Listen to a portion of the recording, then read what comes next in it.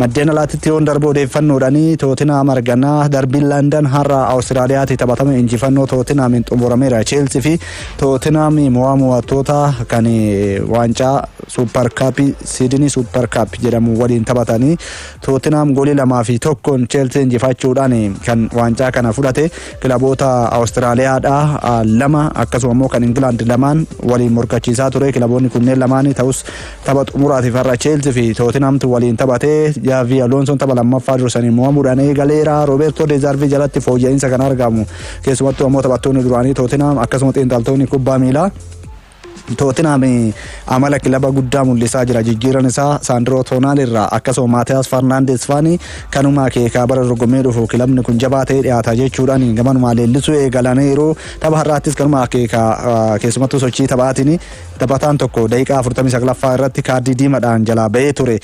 Kevin Danson Tottenham jalee sanaan booda goolii tokko qixa eegataaniin booda daqiiqaa xumuraas irratti jijjiiramee kan seen Richarlison goolii galcheen Tottenham 2-1 kan inni injifatee jalqaba. Sandro Tonali jijjiiraa riikardii ta'e yuuroo miliyoona 100 Tottenhamiif mallatteessee goolii jalqabaasaa Tottenhamiif galcheen daqiiqaa 17ffaa irratti dursaadha kan isaan turanii. Daqiiqaa 21ffaa irratti immoo Steve Williams Chelsea ittiin qixxeessee boqonnaa ba'anii boqonnaadhaan booda caalmaa taphattoota hedduu caalmaa taphaa fudhatee taphaanis caalmaa fudhatee kan ture. Chelsea goolii dabalataa galchuu hin dandeenye hanga daqiiqaa 90 xumuramee daqiiqaa dabalataa irratti jechuudha. Yaaliiwwan taasisaadha kan inni ture. Kubbaa kallattii eeggate garuu qixa ture Chelsea waliin kan isaan walirratti yaalan. Chelsea fi Tottenham jechuudha afur kan isaan yaalan. Chelsea 13 inni yaale daqiiqaa 91ffaa irratti Richarlison goolii lammaffaa Tottenham galchee Tottenham shaampiyoonii waancaa Sydney kan mo'attoota Super Cup Sydneyidha kan inni ta'e jechuudha.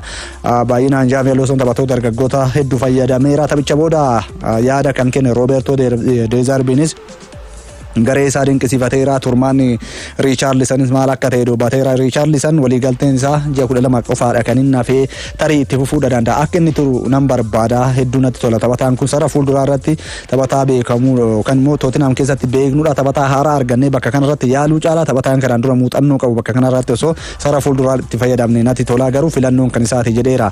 Chelsea ammoo Michael Mudrik garichatti iddoo shaakalaa bara dorgommii yookaan immoo madaallii gannaa taasisaa jiranitti akka itti makamu beekameera. Xavi Alonso taphataan kun amma bilisa ta'eera.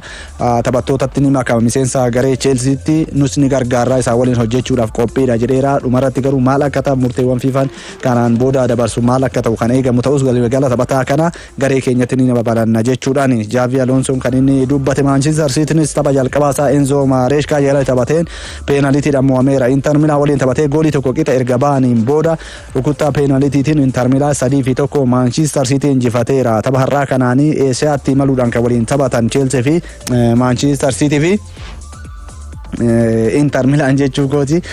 Tapha kanaanis ga'umsa baay'ee mul'iseera. Manchester City kubbaa caalmaa taphatee taphattoota dargaggoota waliin qindeessee Antoine Semenyo akkasuma immoo Savino Tijjani Renders taphattoota kanneen Phil Foden fa'aa kan jalqaba irraa taphachiise. Goolii eegaa Donnarumma goolii eegaa jalqabaa filannoo jalqabaatiin dirree seene keessa hedduun garee kana keessatti ammoo taphattoota dargaggoota kan akka Claudio Echeverri faani Victores taphataa dargaggeessa kana sarara isaatti irratti fayyadameera. Kanaalatti taphattoonni akka Usaanoo faanis garee kana keessatti Joshua Gvardioli Ayat Nouri faan taphattoota garee kana keessatti taphataatiin turan tapha har'aa kanaanii kanaan caalmaa taphaa fudhatee taphachaa ture. Manchester City daqiiqaa 14 taphataan dargaggeechi Devin Mubama goolii galchee Manchester City dursaa turus boodarra immoo Benjamin Pavard daqiiqaa 20ffaa irratti Inter Milan wal qixxeessee daqiiqaan idilee tokko qixa eega xumurame daqiiqaa dabalataa osoo hin taane peenaalitii rukuttaadhaaf walitti yookaan rukuttaa kennanii Inter Milan 3-1 kan inni mo'atee gama Manchester Citytiin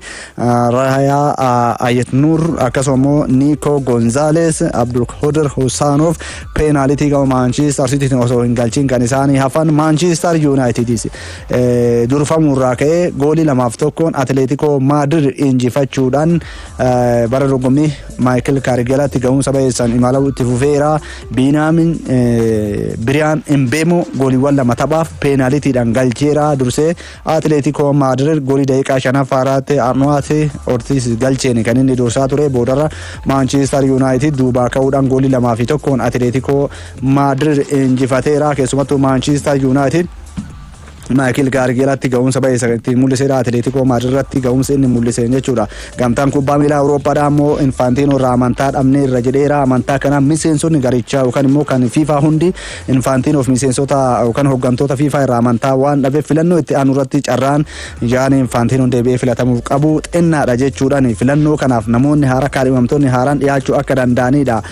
Kanneen keessaa CONCACAF pireezidaantii kan turan Victory Montelegrani akkasuma immoo pireezidaantiin konfedereeshinii kubbaa miilaa kan biyyoota Eeshiyaa Sheikh Salman bin Ibrahima Al Khalifa pireezidaantiin PSG dha Nasir Al Khalifa namoota bakka Infantino kana bu'aniif ni eegamanidha. Isaan keessaa kan biraa barreessaa olaanaa kan FIFA dha kan ta'an Matthias Grafstorm namoota bakka Gianni Infantino dha kana bu'uudhaa fi eegaman jechuudhaan kan gamanumaa sodaatame. Jijjiirraadhaan wal qabatee Arsenaal Vinicius Junior mallatteessifachuudhaaf akka itti abdate himamaatiin jira. Junior filannoo sadii akka qabuudha. Filannoo sadeen keessa waliigaltee isaa dheeressuun Real Madrid turuu yookaan immoo waliigaltee ji'a 12 hafte achuma Real Madrid turee bilisaan gadi lakkisu takkaa'u hamma fedhii isaa mindaa isaa san hir'ise Real Madrid turuudha. Ta'uu baannaan kilabicha gadi lakkisuudha. Kana hoo gadi godhu immoo Arsenaal taphaticha mallatteessifachuu barbaada jedhamaati kan inni jiru.